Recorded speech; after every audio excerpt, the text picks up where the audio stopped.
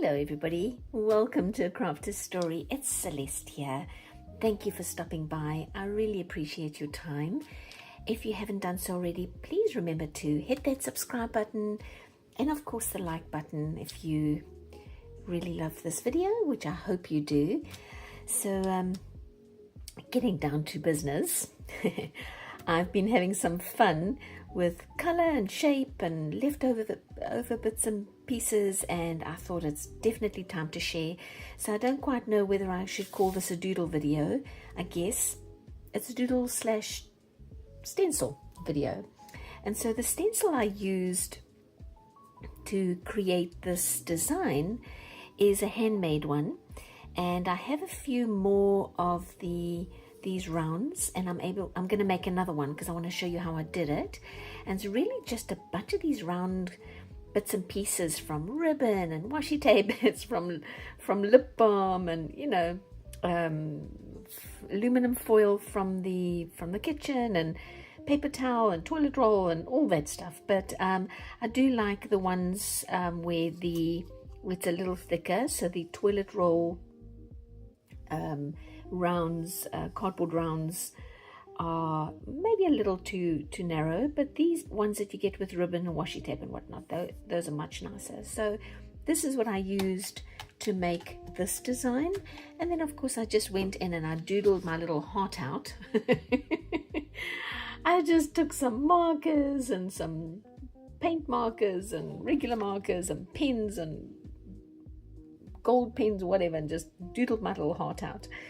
And then I decided that I'm going to keep this as my master, and so I photocopied it. And my photocopier, unfortunately, I lost some of the brightness of the color, and so it's okay, but it's still photocopied really well, which I love. And then I decided that I copied 2 pages because I wanted to cut out these circles, and I knew that because these circles overlap, as you can see, that one overlaps, and then this one overlaps that one, and this one overlaps that one. And so I made 2 copies so that I could cut out this circle from this page and that one from the other, and you know what I mean. I'm getting all technical. Anyway, so I haven't cut out from the second page yet. I went bananas on the first copy. As you can see, that's all I have left.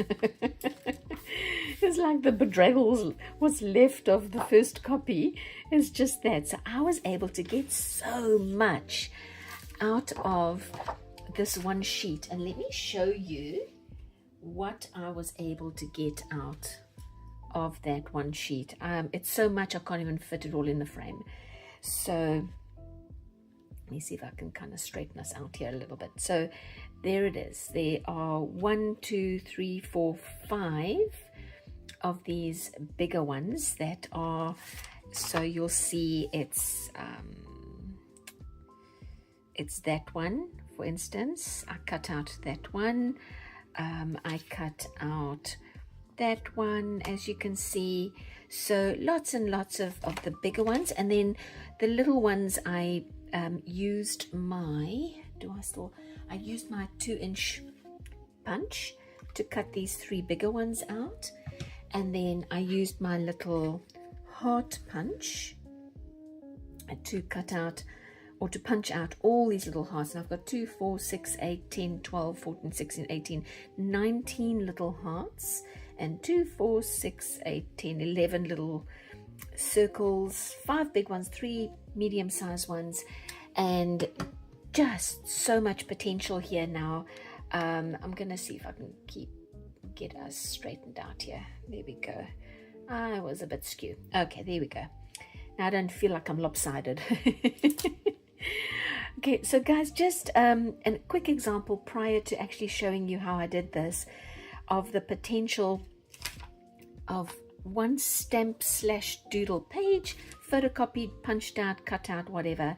I am imagining these, if I pasted down on a little bit more of a thicker cardstock, that they could be tags. They could also be pockets. Just because it's round doesn't mean it can't be a pocket, right? So this could be a pocket, it could be a side pocket, it could be a journaling card. Again, just because it's round doesn't mean it can't be a journaling card. So lots of potential here with all these little bits and pieces. Lots of collage fodder maybe also. All right, so let me just move that aside. I'm gonna get my other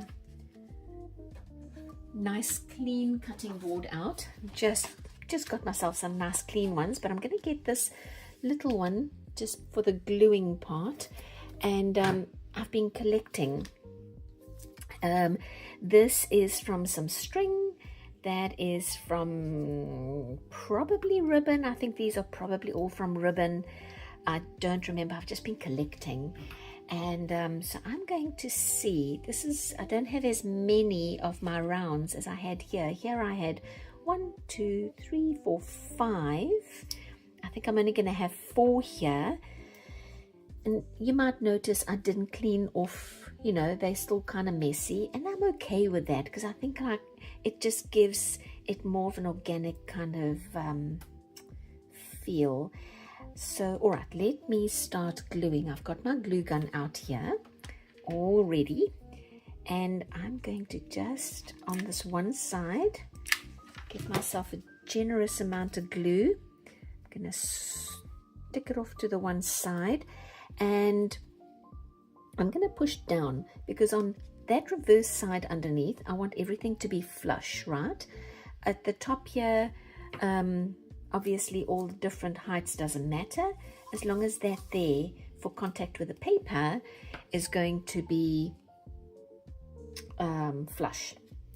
So okay, so I got one down. Now this next little one, I'm not going to glue it in the same place. I'm going to glue it sort of off to the other side, maybe to the opposite side or slightly off to the corner. It doesn't really matter.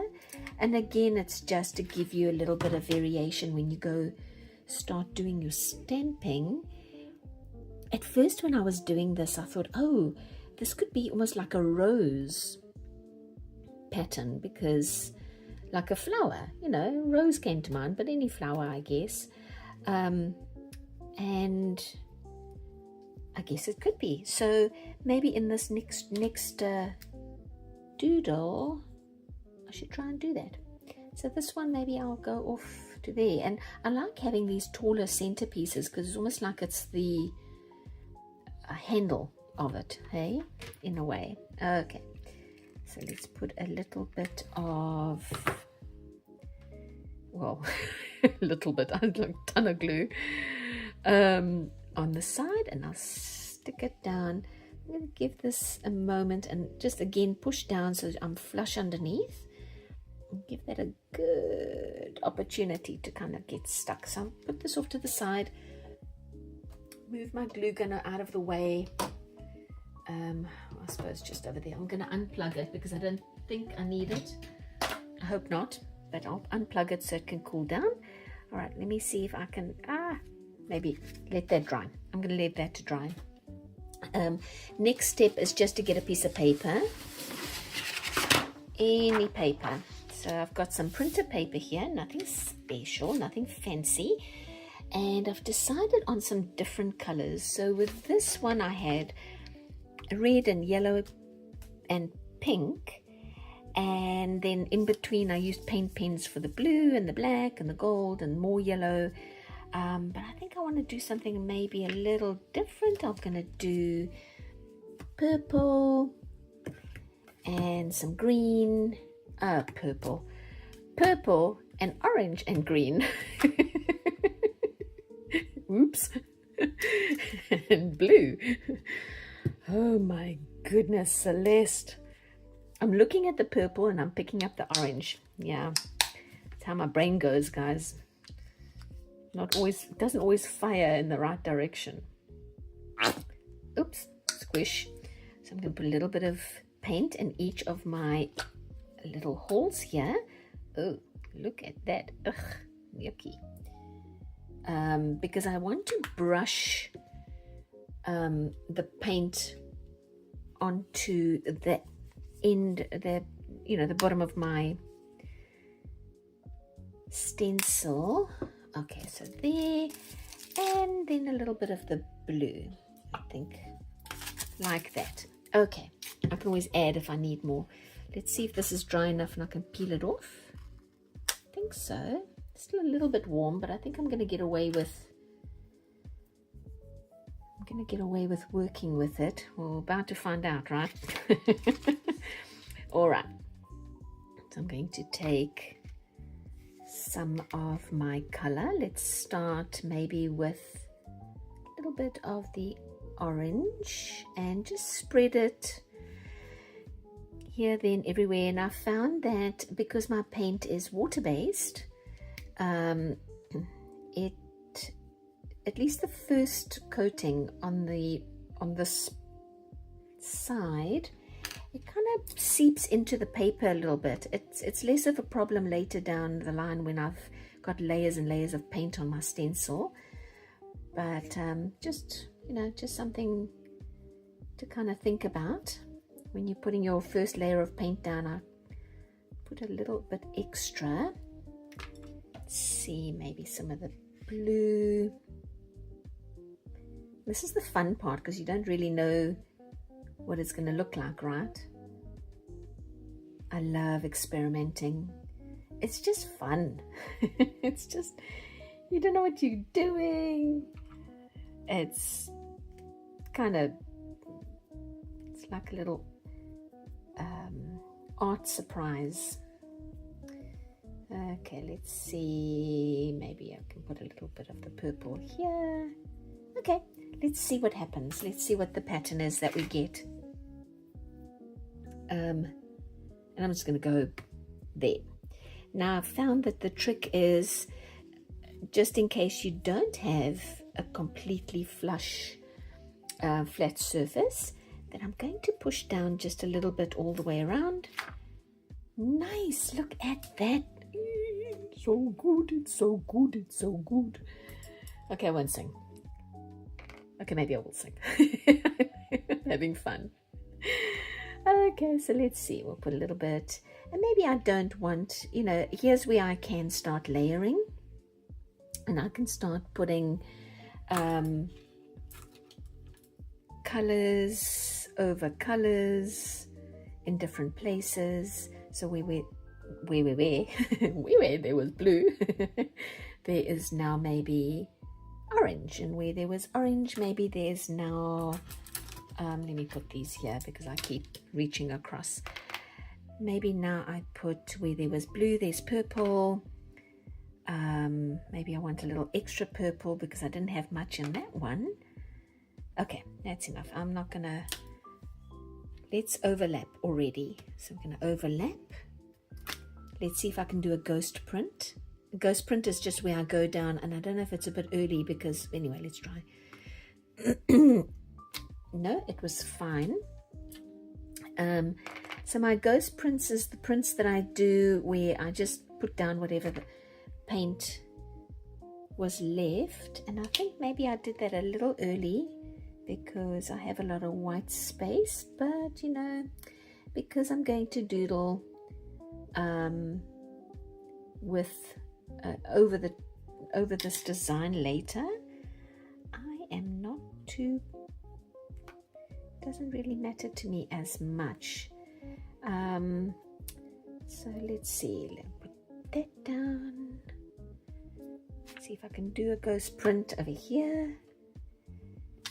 Yep. Okay.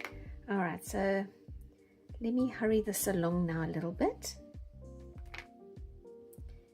And I'm just going to use the same brush now because it takes too much time for me to keep picking up different brushes. It's not a big deal. Like that. And like that.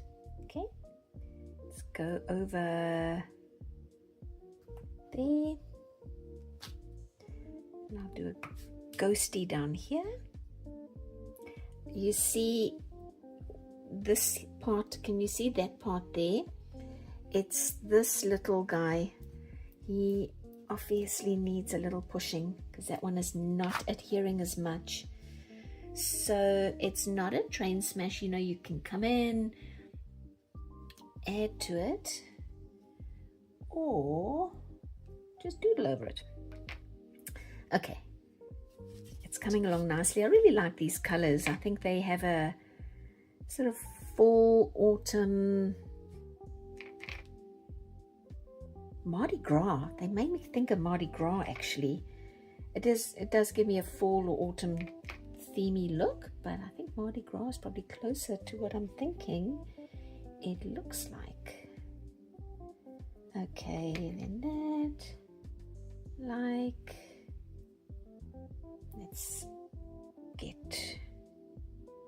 come down here. Okay, and then I'm going to push this little one that's giving us not as nice of a print. Yep, there. Feel a little bit like, I was going to say this one is not printing as nicely, but I'm being unfair because each one has its own aesthetic, and I think once I get in with my doodle pens and so on, it is going to liven up. Come here, you, stop moving around. It'll be better. So I shouldn't judge early, that's not fair. See, I'll go that way, like that, and a ghosty, yeah. Oh, okay. Maybe I just don't have paint on it. Maybe that's the problem. I'm unfairly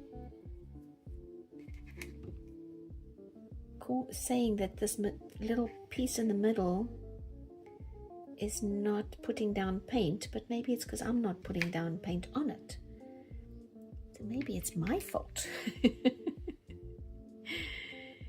Sorry, stencil. Maybe it's not you at all. It's me. Okay, let's see. I'm going to do that there. Maybe just push down. And I'm almost there. And then this is going to have to dry. Because obviously the paint needs to dry. And then I can... that's where the doodle part of this video will come in, and I will start putting down a bit of just some shape and some fun stuff like I did with that previous one in between. I don't think this to me looks like a rose anymore. I think this now just looks like the beads from Mardi Gras. Alright, like that. We'll push it down, and this time I need to put more paint on this little center piece, like that, because I'm trying to get the whole sheet covered. So maybe I'll just do that, there, and then over here. Alright, so I've got one little spot on the side, and then I think I'm going to just leave this to dry and come back probably in an hour. It's only water acrylics. It should dry pretty fast. So what do you guys think? Do you like it? I like it. I do think it looks like Mardi Gras now. Does have a fall autumn kind of coloring as well. Oh, I broke it. Did I break it? I broke something. Yes. Okay. I'm going to have to glue that down. So that's the end of this until I can glue it back down again. So they are not super strong stencils, but if you look after them, I think they would work fine. See you in an hour. Okay, guys, it's been about an hour, roughly. I'm trying to straighten us out here a little bit. There you go. and it's all nice and dry. It's not nice and dry. There's a little spot over here, so I'll just avoid that little spot. But I wanted to get going, and so let me move this around then, and I will avoid the little green wet spot. But I think it's time that I can at least start embellishing this piece, that eventually I will photocopy like I did the red one, and perhaps also cut out the circles. And let's make sure that I am dry on this side. Yes, I am. Okay, great. So, you know, now it's I can use my paint pens, which I'm kind of think I might, because this little center guy that kept not wanting to print, because the one side didn't print, I kind of think like it might give me that sort of spiral idea. Maybe here I'll do. So this is the part, you guys, which really there's nothing I can say to you, do this, do that. This is a part where this is now truly the doodling part, should I say, rather, where you can come in with your paint pens and your markers and just have fun. You know, sometimes I'll put an audiobook on and I will just not really think about what I'm doing. I'm just adding color, I guess, and seeing what it looks like. And sometimes I'll walk away and come back and I'll go, ooh, I did that. I don't remember doing that, because I was so focused on the audiobook that I didn't really pay attention to what I was drawing, which I actually kind of the fun part, right? Where you can just switch off for a little while and doodle. So I'm still trying to figure out what I'm going to call this video, and I guess just stencil doodling would be the one that comes to mind just off the top of my head. So I think that's what I'm going to call it, is stencil doodling. Let's see, maybe I've got quite a lot of blue here, so I don't know if I want to use too much of the blue, but you know, where is there not as much blue? Blue seems to be everywhere, so maybe I'll just add it in as little dots and accents rather than adding more of the blue. Maybe if I come in with more of the orange, because I didn't seem to use much of the orange. Maybe I can, you know, you can also fill in places where it's a different orange, it's more of a neon, and that's okay, like there. And sometimes I'll use the, you know, like here, I'll use the shape of the paint and not make it a definite line, just kind of follow the squiggliness of what the paint left behind. Let's see, maybe I'll do a little. Okay, you guys, I think I'm gonna leave you here. You get the idea, right? You can already see the difference between that side where I've doodled and that side where I haven't.